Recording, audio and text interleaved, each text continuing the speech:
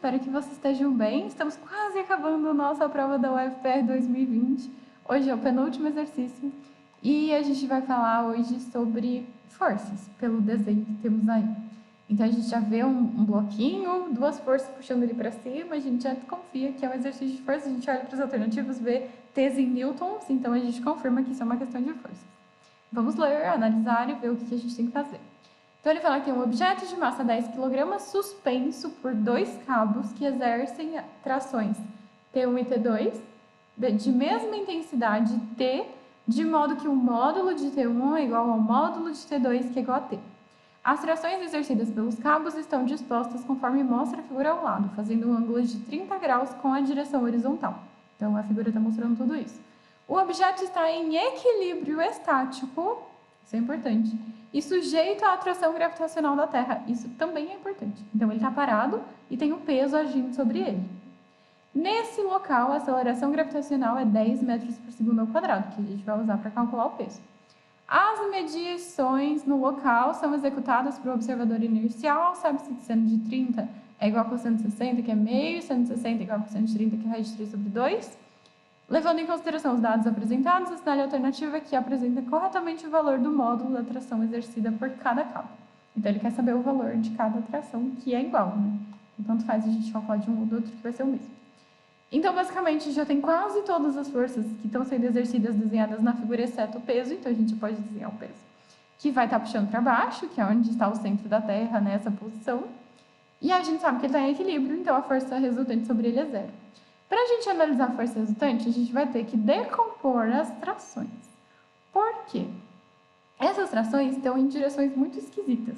E a gente só consegue analisar tranquilamente forças que estão na mesma direção. Por exemplo, vertical, como o peso, ou horizontal, como a gente vai fazer aparecer uma força aí. Então, vou começar pela tração T2. Ela está na diagonal aqui, a gente percebe que se tivesse só ela estaria puxando esse objeto para cima e para a direita ao mesmo tempo. Então, puxar para cá é a mesma coisa que eu ter uma força para cima e outra para a direita. Então, eu vou separar essa tração em duas componentes, uma na vertical e uma na horizontal, uma para a direita, que eu vou chamar de Tx, e a outra para cima, que eu vou chamar de Ty. E como é que eu vou achar as relações entre essas coisas para ter algum sentido? Então, é como se eu arrastasse esse Ty para lá para fechar o triângulo, ele continua puxando o nosso bloco para cima, só que eu fechei o triângulo para ficar mais fácil da gente analisar. E perceber que tem 90 graus entre o Ty e o Tx. E a gente poderia achar as relações entre o Ty e o Tx e o T, que é o que a gente quer saber. Por exemplo, usando o seno de 30, seno é cateto oposto dividido pela hipotenusa. O cateto oposto é o que está na frente do 30, que é o Ty, e a hipotenusa é o próprio T. Então, o seno de 30 é Ty sobre T. O seno de 30 ele deu no enunciado que é meio, então 2Ty é igual a T. E aí a gente poderia usar isso para outras coisas depois, que a gente já vai falar. Mas a gente poderia pensar o Tx também, caso fosse interessante, a gente pode fazer depois. Então, eu vou decompor o T1 também. Repara, o T1 também está puxando para cima, mas ele está puxando para a esquerda. Então, ele está na diagonal para cá. Então, se a gente decompuser ele, eu vou fazer em verde para ficar diferente, ele teria uma componente na horizontal para a esquerda e uma componente na vertical para cima. Percebam, uma força que puxa para a direita com uma força que puxa para a esquerda, se elas são iguais e são decompostas exatamente da mesma forma, elas estão se cancelando, elas estão se equilibrando. É como se não existissem elas ali.